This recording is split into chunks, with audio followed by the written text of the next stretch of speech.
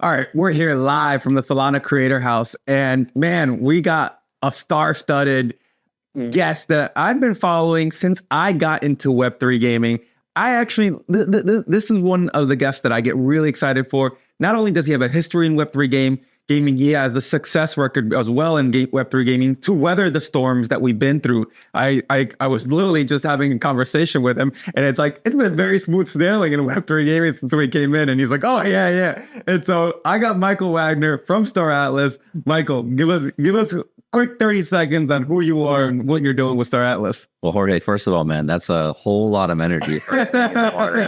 And I'll also confirm there was absolutely zero sarcasm in my response to the clear skies and blue seas for us. But yeah, Michael Wagner, co-founder, CEO of Automata. That's the studio behind Star Atlas. We've been building on Salana since early 2021. We actually got connected with the team in late 2020. Debuted with a white paper and a dream, and pitched this vision of an ultra high fidelity, so AAA, which is what everybody's kind of looking into in the space, but ultra high fidelity space adventure open world MMO with fully on-chain game logic and a really deep complex economy built into the game. Oh man, well look, it's been years, so and it's great to.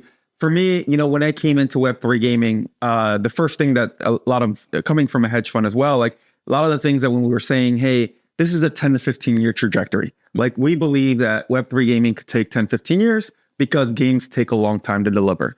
We are here year 4, maybe, right? Or year 3 or year 4 of building. Yep. And it's really, really cool to see the product that you're putting out. I was at the Wolves Den a couple of days ago, and the screaming, the shouting, the excitement, everybody just had this energy for a video game. Mm-hmm. And I said to everybody, like I was talking to the team, and I was like, that's what gaming is. That's the experience we need. The immersive experience of people having that dopamine, that rush, the fight, the win, who's going to be crowned the champion. All that is part of gaming. That's something that's been missing in our space. And it's great to be at this part of life now, all through the turbulent market that we've been through, to be able to say, this is the products that we've all been kind of rah-rah. Even though Web3 gaming is dead, we're here to show you that like good products take a couple of years to build. So really excited to deep dive with a lot of what you guys are building. To start it off, I'd love to kind of ask you, 2025, you're here at GDC. What are your thoughts right now as the market is saying Web3 gaming is dead? Where do you see, like, does that make sense, or is that just bogus information that we're getting fed?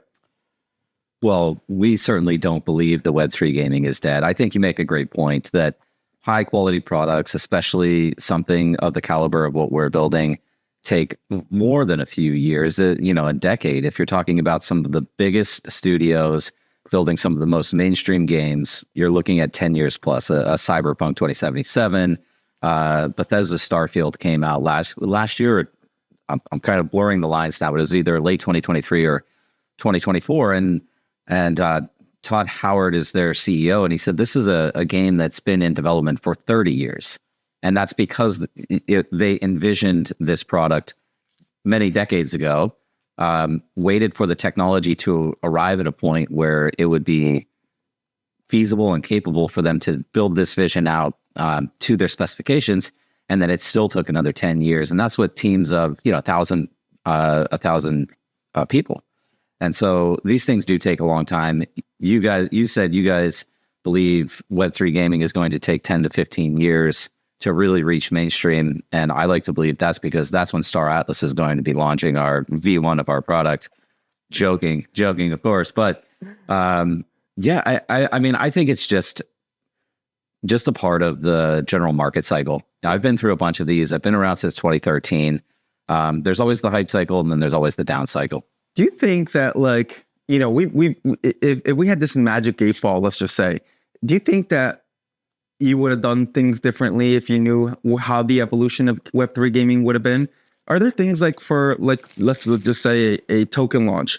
Do you believe a token launch now maybe could have been more of after the game release, or when a pre-beta or alpha build would have been, as we see like the market reacting to this Web3 gaming is dead? And I think people are judging games being dead because of the token value. but in reality, some of these games haven't even released a full product yet. Actually, Right. I don't think anybody in the Web3 gaming space has released a full product yet, right? And so technically for me, I think we're still in like year one of Web3 gaming. We haven't even like executed the games that we want to kind of see. I hope that this year is a massive year, as I think we could say this is like the graduation year of the 2021, 2022 investments of gaming VCs that said 3 to 4 years it takes to build good games.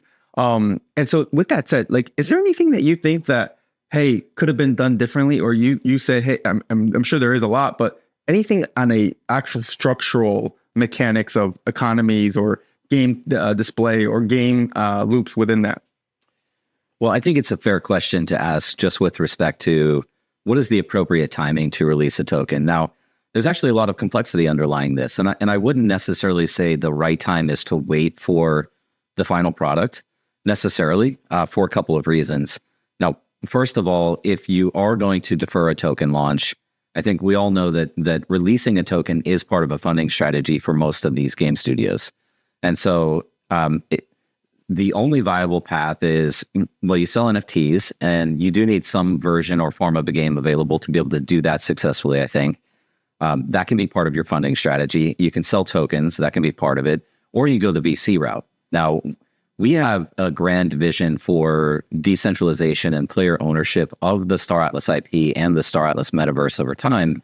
That makes it incredibly complicated for us to go out and raise venture capital because, as you can imagine, one of the largest assets of our studio is this brand identity of Star Atlas.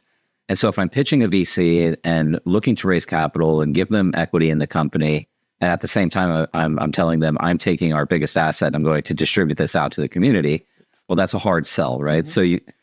So I wouldn't change that. I actually really like our crowdfunded approach. We've seen enormous success with asset sales over time. And I like the liberty and freedom that we have to drive this vision forward and deliver it to the community and fulfill our promises. I wouldn't change that. Now, the only other thing I'll say about the token release, though, is that releasing the token into the market is actually a component of marketing and user acquisition, because the audience that will be interested in a Web3 gaming product isn't just strictly gamers. This is kind of tangential to the narrative shift that we've seen over time, where people are, in 2021, it was very much like play to earn is the thing. Metaverse was very much in vogue as well. But, and then you get into the bear market and everybody's saying, well, just build a great game. The tokens don't matter and NFTs don't matter. And I think that really misses the mark, because what we're innovating on here is true asset ownership, is earnings potential, is real economic incentives. And that's where the tokens and NFTs come into play. It's the hybrid of all of those things that make Web3. So I think the token is important. And we're not just going after gamers. I mean, we're going after traders. We're going after speculators. We're going after people that see this as a capital asset class that they can invest money into and produce some type of income off of. Right. And so a lot of our efforts are focused across those user profiles. Yes, we want to build a great game. I think that's baseline. I think it's pretty obvious you want to have a phenomenal product that people want to engage in, but you also want to develop and deliver on this financial model and economic incentive model that brings other people and stakeholders into your ecosystem. You make some like phenomenal points, and some of the phenomenal points tie into something that you mentioned when you introduced yourself of on-chain metrics or data or of the game itself. That essentially is one of the biggest components, I believe, of Web3 gaming, right? Mm-hmm. And yet, in the current space of Web3 gaming, I would probably say maybe 80% of the games don't have anything on-chain just yet. And I think you guys have mastered it, if anything. And the volume, I think there's been parts through, the last 6 months or 7 months that you guys have said, look at the amount of on-chain data that's powering even Solana, right? At one point, I believe it was like 10 or 15 or maybe even something like crazy number of percentage, which is a large percentage for Solana as a chain that has all these real products, users all across the thing. So I was like, wow. Now, I went and deep dived into it further, and it was like, what is making this on-chain data so powerful? Love for you to elaborate where you think right now, even in the given state, that games, or even your game, Star Atlas itself, is on-chain going to be something that is more going to be looked at, or is it going to be more of being dusted off in a sense? Because like you mentioned, it's a hard balance between selling a game and selling it to investors and traders that want to, hey, speculate on the game. Yeah. So the on-chain metrics that you mentioned, I think we've reached, between 17 and 20% of total Solana network transaction volume, which is really impressive.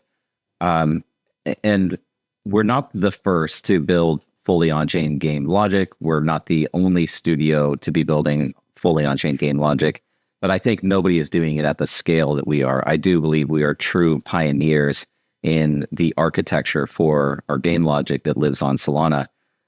For us, that philosophy is all about something that Tolly often talks about, which is composability and extensibility. It doesn't actually make a whole lot of sense to take something that's already exceptionally complex, which is building a AAA game, and then incorporating a brand new technology like a blockchain into that and abstracting or extracting logic from a game engine that is designed to help you build faster and build that execution on the blockchain, with the exception of it gives us the opportunity to recruit developers and entrepreneurs to co-create alongside us.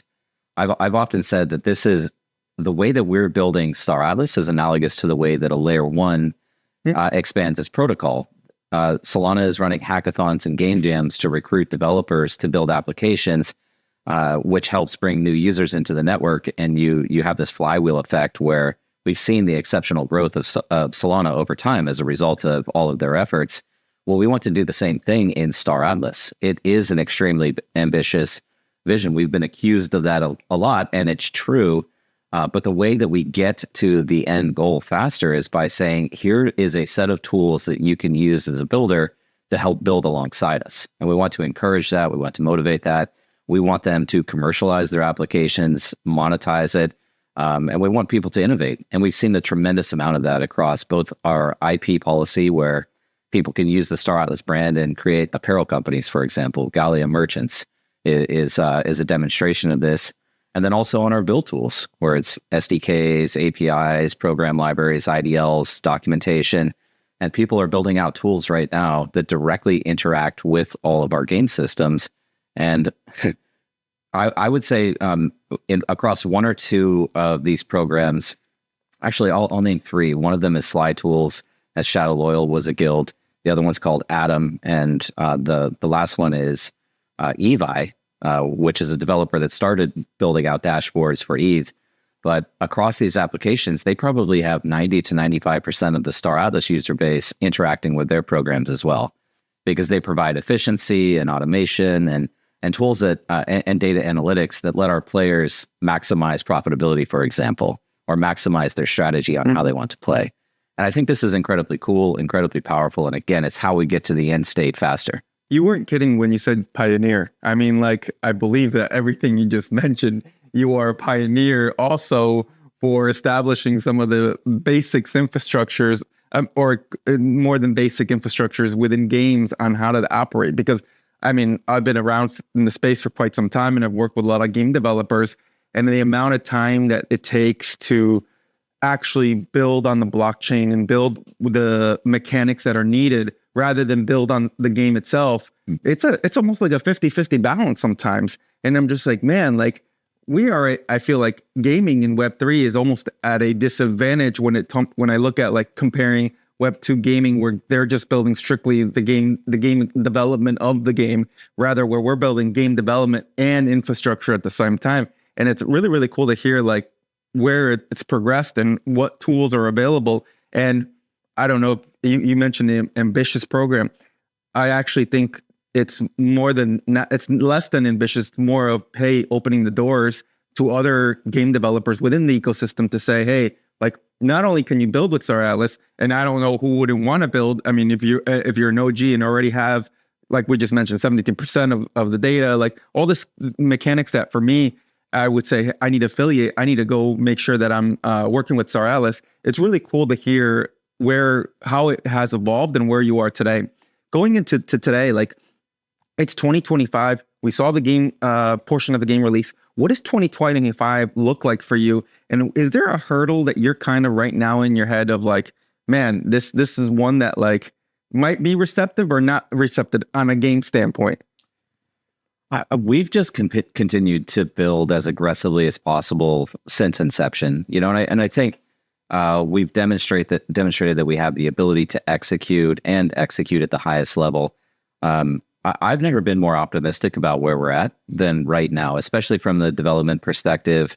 What we saw at the Wolves Den was one small slice of what we've already created at Star Atlas, and that was showing off some of the arena shooter modes. And even within the arena shooter, we have 5 or 6 different sub modes now between team deathmatch, our own extraction shooter system, which we call Score.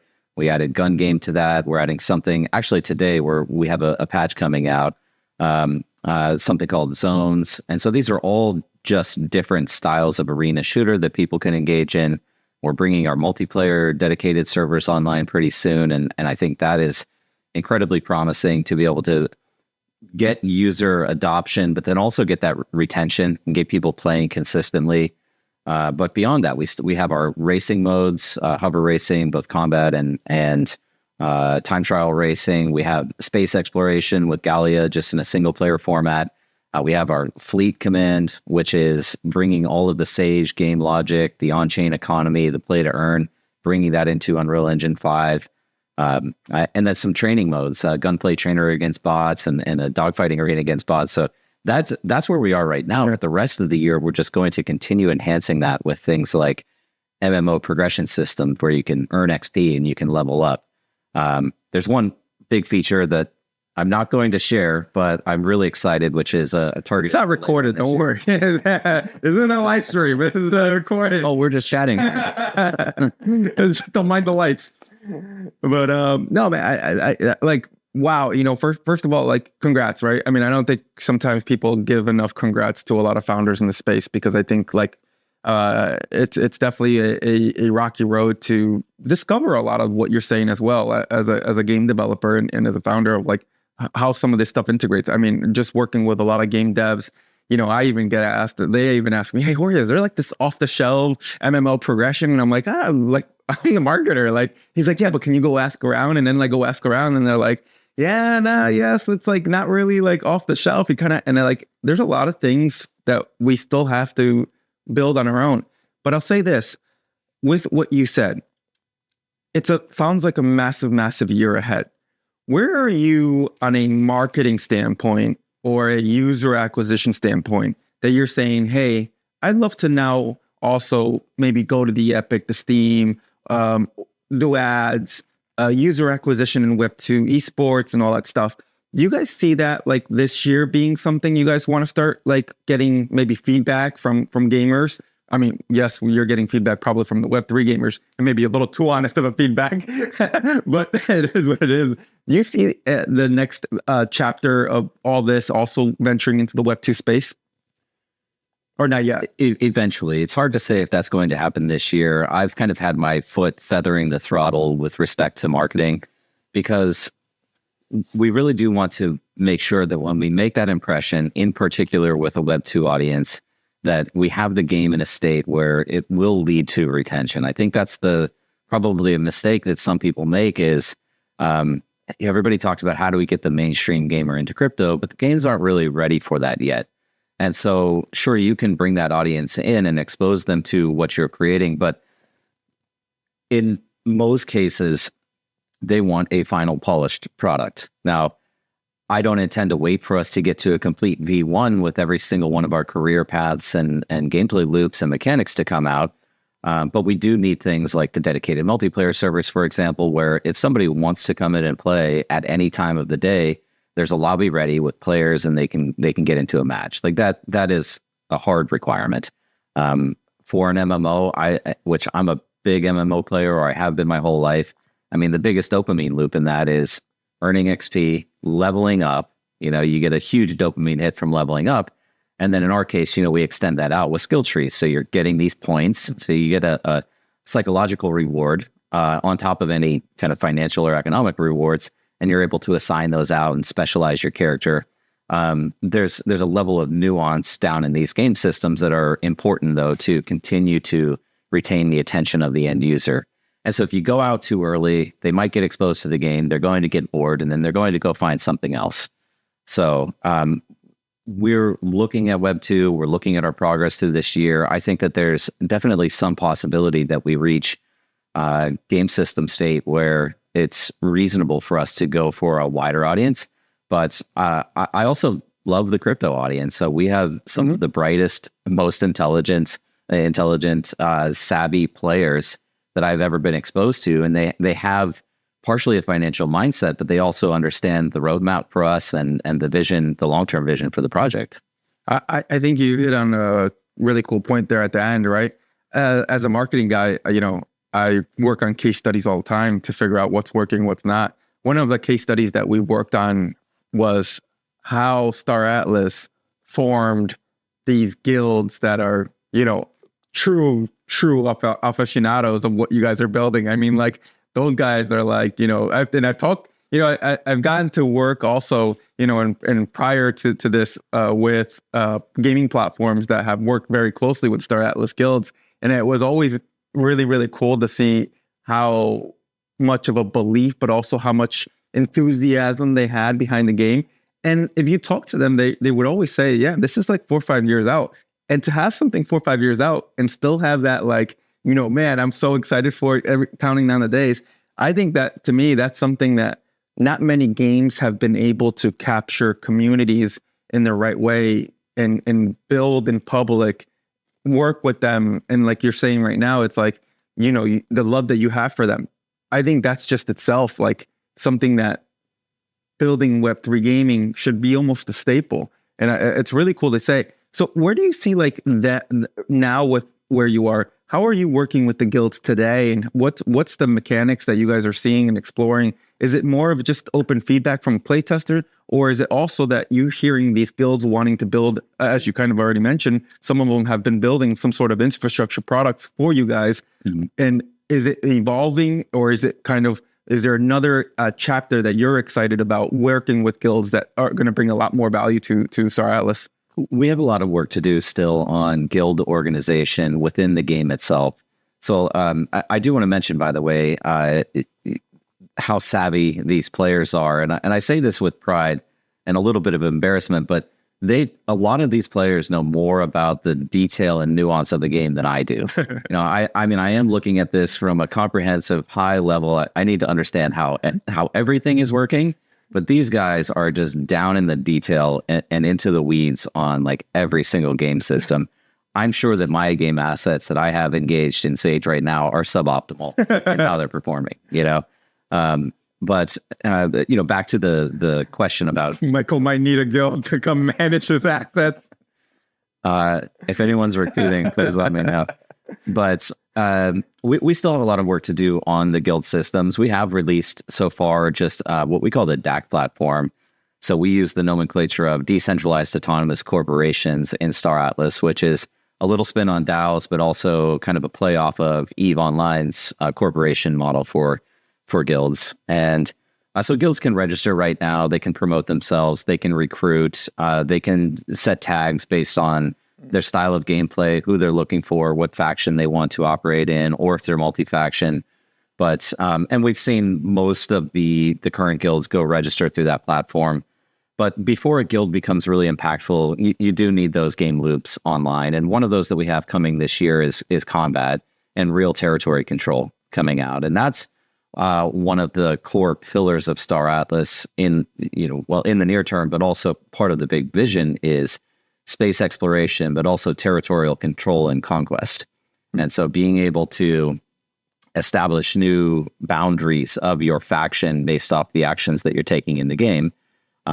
This also goes to a deeper level where, guilds or individual players can diplomatically control regions of space, but they'll also need to secure those regions with game assets or by hiring NPCs to defend their territory. But then they get all of the economic benefits of controlling that, right, from a resource standpoint. But I think that's adding combat to the game is going to be one of the biggest enhancements to guild cohesion. because now they have something to fight collectively towards.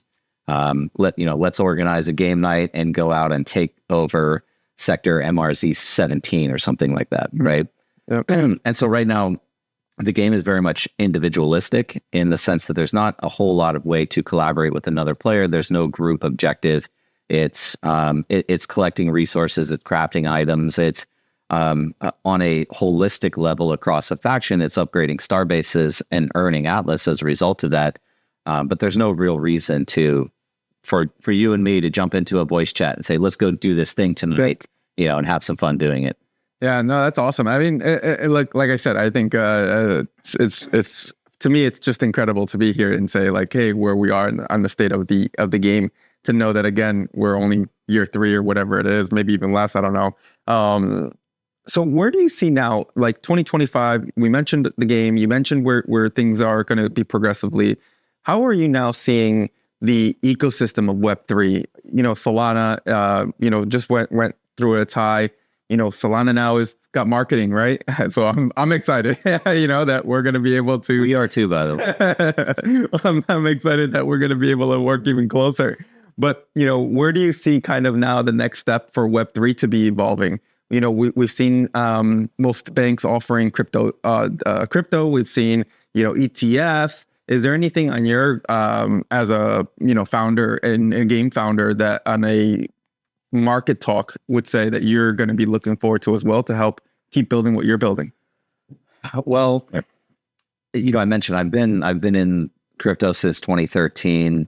I've seen it evolve. I would still consider it to be the Wild West, but nothing like what it was. Just dramatic evolution of the industry over the last 11 years, going on 12 years now. In much the same way that, I think I haven't been more optimistic about the future of Star Atlas just from our own internal perspective of where we're at. I also have not been more optimistic about the state of crypto. And I do think that is largely because of a transition in governmental philosophy and policy around crypto, wanting to embrace it as opposed to stifle it.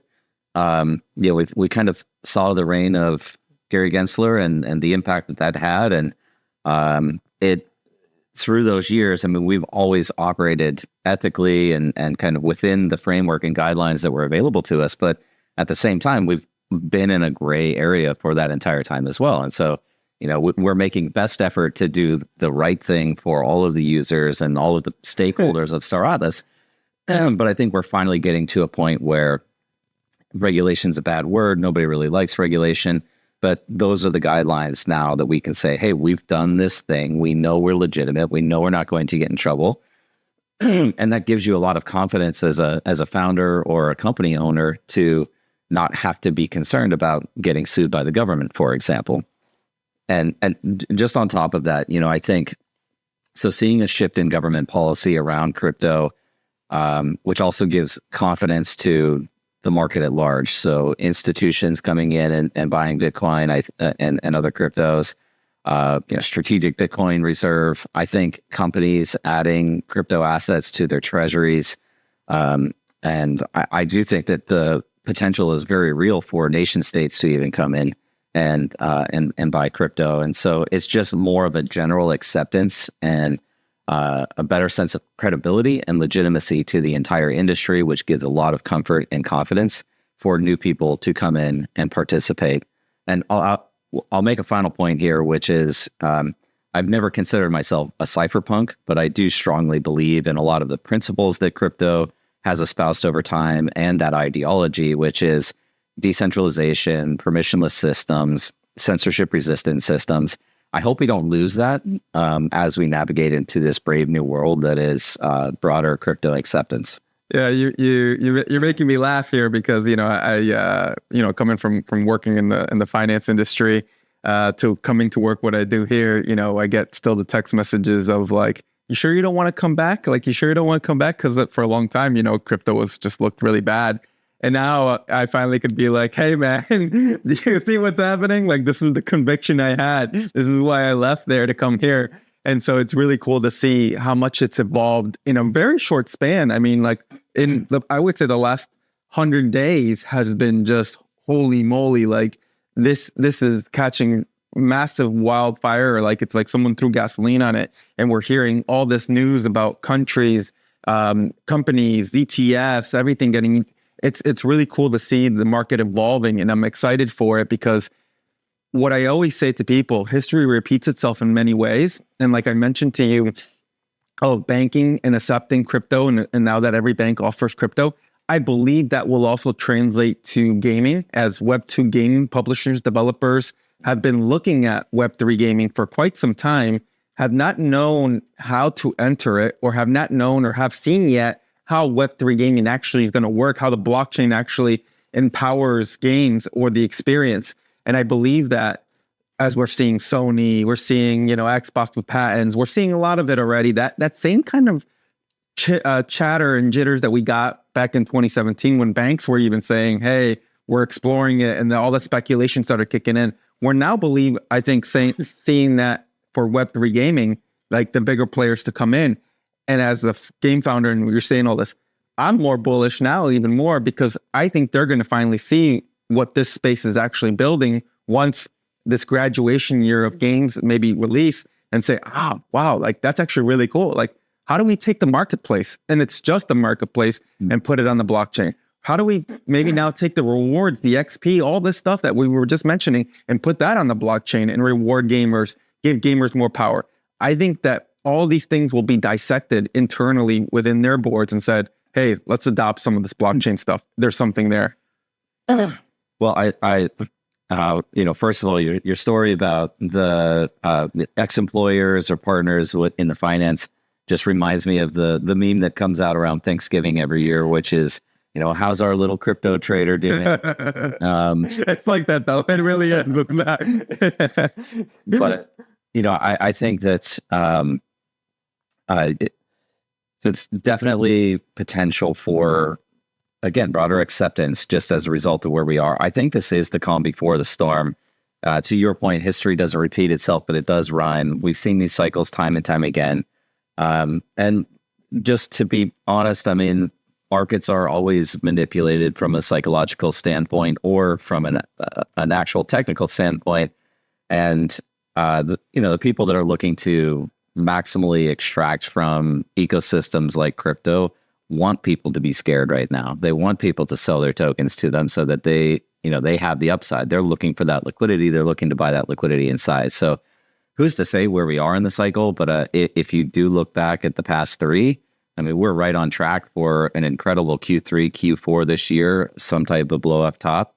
Now, who knows though? Because with all of these new entrants into the space, it completely shifts the dynamics of how people trade as well. And I think what we'll see is, and this is natural, but we'll see lower volatility in crypto over time. We've already experienced probably the biggest gains that you'll ever get on most project launches, just because you have a less sophisticated investor coming in and trading very emotionally. And as you start to remove emotion from market activity, you see greater stability. You see longer term holders, people that aren't just looking to flip for profits, and look at fundamentals. And I think that's where we're not at right now, is people are not really looking at fundamentals. They're trading very much on an emotional basis and not necessarily understanding roadmaps or timelines for things. And so all of that said, there's a lot of positivity to come from that as well. And again, having people with strong conviction get involved in your project. I mean, we've seen how people being financially vested in the success of Star Atlas leads them to also contribute to that success. They want to see us win, not only because they want to see this vision come to life, but because they do have a financial interest in the performance of it. And that leads to innovation and co-creation of what we're doing. And again, our potential to deliver on a faster timeline is directly correlated with how many people are helping build alongside us. Yeah, no, I think, man, you make me wonder and ask you this question of a two-parted question is, why Salana? And then where do you see Salana now as a chain and its involvement that you're excited about as well from a game standpoint? Why did we choose Salana? Yeah. Well, I mean, I've talked about this many, many times, but for us, it was at the very beginning, it was first and foremost about technical capabilities. And the marketing at the time, the narrative at the time was 400,000 transactions per second, I think, sub-second finality, 500 milliseconds or 400 millisecond time to finality, and low cost. And that is incredibly important to us. We've talked about how, just on this conversation, how many transactions Star Atlas users are processing and how the game logic is on chain. And so when our users are exposed to millions of transactions per day, as they are collectively, it is important that we keep those costs down and that the network performance is very stable. And we know that Solana is still in beta. I don't think Tully's removed that beta tag yet. No, yes. So we're growing together. But, the second component, which I would say it was almost as important or even more so, was we wanted to catch a wave. We wanted to associate with a protocol that we thought had potential for growth and that we could grow alongside them with. And that's proven to be probably one of the best strategic decisions we made early on, because as Solana's grown, we were able to be, I'll use this term, but we were able to be a relatively large fish in what was a small pond. There weren't a lot of projects, there weren't a lot of teams. Pond is a little bit bigger, but you're still a large fish there. Yeah, and more fish. You're still a large fish, and that's not to downplay where Solana was at the time, but we were able to capture a lot of attention because we were doing big things on a network in the earliest days, and so that contributed a lot to our success over time, and again, even Solana's support in helping promote and market us early on. So, are you seeing it today now? Well, it's highly diluted now, but that is a direct result of Solana's own success. And I certainly wouldn't criticize them for that. Just the amount of developers that are coming in and projects that are launching and teams that are participating in the ecosystem and new innovations like DeepIn, for example, that's taking off on Solana. These are all great things, and it really is incumbent on us to continue to promote ourselves. But now we have the gaming strategist helping on the gaming side. So he's getting paid to say that, just so you know. I have to send 20 SOL after this. I sure he said 50. Well, it might be a ship. I'm going to manage ships too for you. Yeah, it's great to hear it. I love to hear the positivity around Solana. I think that for quite a long time, Solana has never been referred to as a gaming chain. Right. Solana has this right now, of course, and rightfully so, of meme coins, and that is a craze that really took the timelines. But to me, I always say this: in order to power that meme coin craze, there had to be something underlying there to power it, a foundation that's been built. And if I say that got battle tested by this amount of users, that is very crucial to buying and selling, because every millisecond is important when you're battling in the trenches.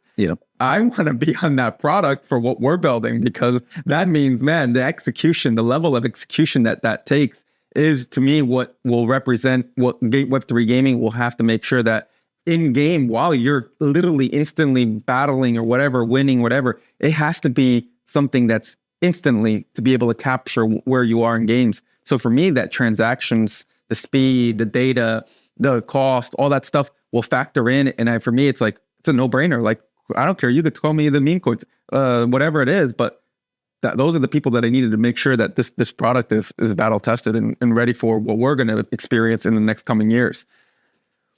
I think that's kind of interesting, because Solana hasn't really defined itself as any particular style of blockchain. I think we've seen some layer ones looking to establish and carve out a niche for themselves. And so that's why they're saying, hey, we're a gaming chain or we're a consumer chain. And I think Solana is just a generalist chain and wants to be open, accessible, and capable of running just about anything, which I think is cool. And I don't think they need to say we're this or we're that. It really is, it's the users that are saying, oh, Solana's just a meme chain now. Yeah. But that wasn't Solana's definition of what they're doing. Totally. And to your exact point, I don't know that any protocol has been stress tested at the level that Solana has and performed. Yeah, no, totally. And I think I don't think gaming chain itself is going to be something that Solana will ever say that they are. I think that it's cool for, at least in the Web3 gaming sector, Solana gaming should be something now that like, I get to say this, which is really cool. Since we started, we've got an influx of game developers from other chains that have said, okay, hey man, Jorge, like, how do we build? Like, we're seeing it. Like, we want to go to Solana. And I'm like, I hang up the call and I'll call the Solana team and I'm like, do you know who I just talked to? Like, I can't believe that they're thinking about Solana. Like, this is wild. And so I'm excited because there are large fish in the pond, but if we bring more, I think that the speed, the development of all this, again, the awareness, the what is maybe the right word, the communities that we're looking for to more align with will start coming in. So really, really excited for all this. GDC, you're here. You had an event. What's another thing on the GDC calendar this week that you got circled on that deck that if your Cybertruck runs out of energy or power, you're going to get out and you're going to run to that event? Well, this was a quick week for us. Everything kind of came together relatively short notice, but we made it happen. We got an invite from Solana Foundation, the games team, to present yesterday at the Developers Day, and we had a booth set up with a couple of game stations. But I'm actually taking off today, so this is the last thing. I saved the best for last. Yes. And, that's not recorded. Don't worry, that's not going to go on the loop. Headed back home, heads down, keep grinding, keep building. Love it. What are you thinking 2025? Is there any other events that you have circled out that you're really kind of, as a founder, A, I want to go be a spectator, or B, I want to participate, or anything that is in mind? Well, I want to give a shout out to George and Aaron, Step Finance. They host Solana Crossroads. That's in Istanbul. We actually are not going to make it this year. We were there last year. They set up an incredible conference. It's a great audience for crypto. It's actually a really phenomenal audience for crypto gaming in particular. I wish I was going to that. That just didn't work out on the calendar for us this year, but we're looking at a few things. I'm trying to keep it lighter on travel this year, but Rare Evo's coming up. I think that's in August in Las Down Vegas. the street from your house. Well, yeah, former house. Yeah. But so there's Rare Evo, Gamescom, but really we're most looking forward to Breakpoint this year in Abu Dhabi, and then we'll be hosting another Star Atlas. Impact to say Accelerate in New York too. Oh, and Accelerate in New York. Accelerate in New York. That's coming up in May. But we'll be hosting our own Impact Summit again alongside Breakpoint in December this year. I think that was one of the things that I didn't expect what the level of summit it was at Breakpoint this past year in Singapore. And I said, it really opened up my eyes as a marketer of like, oh my God, this could be something a lot bigger as it evolves. Because I think it's your first year doing it, really. Right. And I think anything in the first year, you come out of it like, man, we can do these kind of things. Because I think everybody that walked in was like, holy crap, let's put this all together. Like, of course, working with everybody there. But to me, like, I was like, this is kind of like a / gaming cafe to the right, because there was like people lined up with their gamings, and then there was like the product pitch, and then there was a stage. And I was like, whoa, I kind of feel not at a conference, but more of a gaming conference. And I thought that was an experience that could definitely bring, for me, I just, as a marketer, like my ideas start going in my head and I'm just like, holy crap, they should do this and that. But I mean, overall, it was a great success and I was really happy for it. And I'm excited for these kind of innovation things that are happening, because I don't think many games founders are thinking outside of like what in real life events look like. Maybe it's because they don't participate or they don't have the ability to also travel, because it is a lot of travel. But I thought, man, that's really cool. And if you're doing it again in Abu Dhabi, like, that's something I'm making sure my boss is hearing, that I will be taking time off during Breakpoint in December. Michael, last final question. Tell me, so you're going back home, anything on the personal roadmap that you're excited for? Is there a travel upcoming? How are you going to disconnect for a little bit? What do you do for disconnect? Like, tell the crowd, is there somewhere that you take your phone, you throw it away, you get in the car and you drive to, and you just say, hey, I'll be back in a week? I don't know the meaning of disconnect. I think I have one sole purpose in life, and that's to make Star Atlas succeed. But The only notable announcement is I picked up rock climbing again. I used to rock climb a lot. That is a true disconnect because when you're on the rock, Hope you're not on your phone. yeah, you can't be. And I love climbing. It's a combination of strength, of strategy, and overcoming fear and endurance. And so that's probably one of the few moments is when I'm on that rock face where there's nothing else in my head except for don't fall off this thing and die. Yeah. Any particular spot that you have on the wish list of rock climbing? Because I mean, I'm not a rock climber, but I was at Yosemite Park and I saw it and I was like, now that's like impressive. And also I'm like, I never do that. Yeah, I don't know that I would do that either. So Okay. El Capitan, big wall. I mean, there's so many big walls in Yosemite. I'm just climbing indoors right now, but when the summer comes around, there's a ton of crags and routes to climb right around me. All right. Well, maybe there you go. For those in Abu Dhabi, we know maybe we should up a rock climbing wall. And hey, it's a good challenge. Maybe we'll do some sandboarding there. Hey, I don't know if we can, but I'm also down for that. That sounds more like I won't break a leg on. So, Michael, appreciate you coming through. Have a safe ride home, safe flight, or safe ride. Yeah. Excited for Star Atlas. Really, really congratulations on all the success. And hopefully we keep building together, all of us as an ecosystem and as a player, as a community and everything. Any final words that you want to give the Solana crowd? Well, first of all, thanks for having me on. Stoked to have the gaming strategist representing Solana. And don't forget the Stay Liquid cups, man. Like we have to like stay liquid in the market, but also hydrate, especially if you're going to be rock climbing. You got to be in it to win it. So stay strong, stay sturdy. To the Star Atlas community, as always, wouldn't be here without you. You all continuously supporting us through the best of times, but also the worst of times and the best of times that are yet to come. And of course, our team, Star Atlas team, Automata, just absolutely crushes it. The most passionate group of builders I've ever had the pleasure of working with. So, cheers, man. There you go. Cheers, and to another episode at the Solana Creator House.